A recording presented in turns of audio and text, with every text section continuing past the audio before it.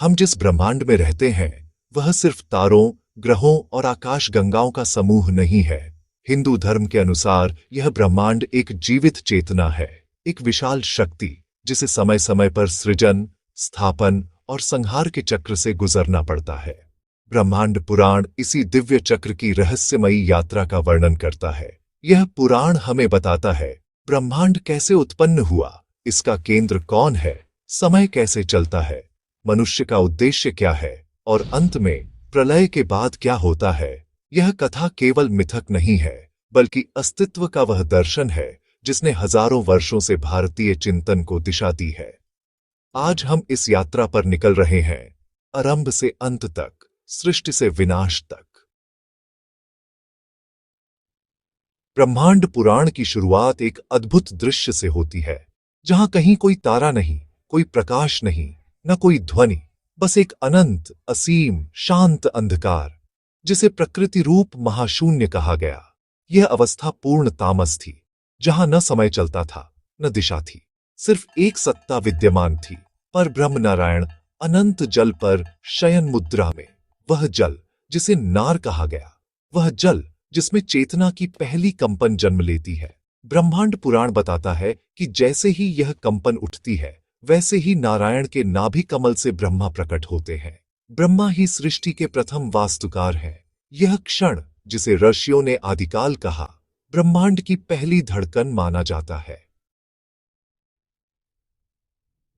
ब्रह्मा के प्रकट होते ही सृजन का चक्र शुरू होता है। वे पहले रचते हैं एक महातत्व, जो ब्रह्मांड का मूल ज्ञान है। यही महातत्व बाद में मन, बुद्धि और अहंकार का मूल बनता है। 2. अहंकार। ब्रह्मांड यह जानने लगता है कि मैं हूं। 3. पंचभूत। पृथ्वी, जल, अग्नि, वायु, आकाश। इन्हीं तत्वों से ग्रह, तारे, सूर्य, चंद्रमा और पृथ्वी बनती है। इसके बाद सृष्टि को आगे बढ़ाने हेतु ब्रह्मा मनु और शतरूपा की रचना करते हैं। उन्हीं से समस्त मानव जाति प्रसारित होती है। ब्रह्मांड पुराण के अनुसार ब्रह्मांड कई लोकों से मिलकर बना है। ऊर्ध्वलोक, सत्यम, तप, जन्ह, मह, स्वरलोक, मध्यलोक। हमारा संसार, भूवरलोक, पृथ्वीलोक, अधोलोक, अतल, वितल, सुतल, तलातल, महातल, रसातल, पाताल। ये पूरा ढांचा किसी गणितीय पहेली से कम नहीं। हर लोक की अपनी ऊर्जा है, अपना समय है और अपना नियम। ब्रह्मांड पुराण समय को साधारण रूप में नहीं देखता। यह कहता है ब्रह्मांड समय है और समय ही ब्रह्मांड। एक मनुष्य का एक दिन और एक देवता का एक दिन दोनों बिल्कुल अलग हैं। देवताओं का एक दिन, जिसे एक अहोरात्र कहते हैं, पृथ्वी के 24 मानव वर्षों के बराबर होता है। अब एक मनवंतर की बात करें तो वह 30,67,20,000 मानव वर्षों के बराबर है। और एक कल्प, जो ब्रह्मा का एक दिन है, वह 4,32,00,00,000 वर्षों के बराबर होता है। ब्रह्मा का जीवन काल 100 वर्ष होता है, लेकिन ये ब्रह्मा के वर्ष हैं, जो 311 ट्रिलियन मानव वर्षों के बराबर होते हैं। और फिर आता है प्रलय, यानी डिसोल्यूशन। यह गणित दर्शाता है कि ब्रह्मांड का समय कितना विशाल और रहस्यमय है। ब्रह्मांड पुराण सिर्फ काल और लोकों की बात नहीं करता। यह बताता है कि मनुष्य का जीवन ब्रह्मांड के साथ कैसे जुड़ा हुआ है। प्रकृति के देव, पहाड़ों, नदियों, वायु, अग्नि, आकाश, सभी की एक चेतना है। जब मनुष्य उनके साथ संतुलन बनाए रखता है तो प्रकृति भी उसे फल देती है। मनुष्य का उद्देश्य, पुराण कहता है, केवल जीना नहीं है, बल्कि धर्म, अर्थ, काम, मोक्ष के मार्ग से स्वयं को विकसित करना है। और कर्म का सिद्धांत भी है। ब्रह्मांड पुराण में कर्म को ऊर्जा का आदान प्रदान कहा गया है। जो ऊर्जा हम भेजते हैं वही लौट कर आती है, कभी तुरंत, कभी युगों बाद।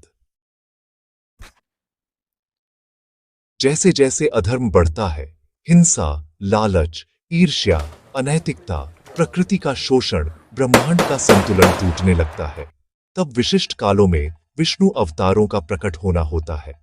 ब्रह्मांड पुराण में कहा गया है कि जब भी संतुलन बिगड़ता है, विष्णु अवतार लेकर धरती पर आते हैं। मत्स्य, कूर्म, वराह, नरसिंह, वामन, परशुराम, राम, कृष्ण, बुद्ध और भविष्य में कल्कि। ये अवतार सिर्फ दानवों से लड़ने नहीं आते, बल्कि मानव चेतना को उठाने के लिए अवतरित होते हैं। ब्रह्मांड पुराण के अनुसार प्रलय एकदम अचानक नहीं होता, बल्कि यह कई चरणों में आता है। पहला चरण है नित्य प्रलय, जो हर दिन सूर्य ढलने पर होता है। इस समय माइक्रो लेवल पर सृष्टि का नवीकरण होता है। फिर आता है नैमित्तिक प्रलय, जो ब्रह्मा के एक दिन के अंत में होता है। इस दौरान देवता, मानव और लोगों का विलय हो जाता है। और अंत में हम प्राकृत प्रलय के बारे में बात करते हैं। यह वह समय होता है जब सृष्टि के मूल तत्व जल, वायु, अग्नि और आकाश स्वयं अपने मूल में विलीन हो जाते हैं। महाप्रलय ब्रह्मांड पुराण का सबसे रहस्यमय हिस्सा है। यह वह अवस्था है जब सूर्य की उष्णता बढ़ जाती है, समुद्र भाप बनकर उठने लगते हैं, पर्वत पिघल जाते हैं, पृथ्वी टूटकर जल में विलीन हो जाती है, वायु भी जल जाती है, आकाश की सीमाएं ढह जाती हैं। अंत में सब कुछ वापस उसी अनंत जल में मिल जाता जहां नारायण शयन करते हैं, और ब्रह्मांड फिर से शून्य बन जाता है। ये विनाश नहीं है, बल्कि पुनर्जन्म की तैयारी है। प्रलय के बाद ब्रह्मांड कई हजार वर्षों तक शांत रहता है। यह अवस्था महानिद्रा कहलाती है। फिर एक सूक्ष्म स्पंदन उठता है, वही कंपन जो पहली बार उठा था, और उसी से फिर से नाभि कमल, फिर ब्रह्मा, फिर सृष्टि का आरंभ। इसलिए पुराण कहता है, ब्रह्मांड न मरता है, न जन्म लेता है, बस बदलता है। ब्रह्मांड पुराण कोई डराने वाला ग्रंथ नहीं है। यह हमें जीवन का गहरा संदेश देता है। सबसे पहली बात, सब अस्थिर है, लेकिन शांति भीतर है। ग्रह, तारे, शरीर सब बदलते हैं, पर हमारी चेतना, हमारा आत्म तत्व अमर है।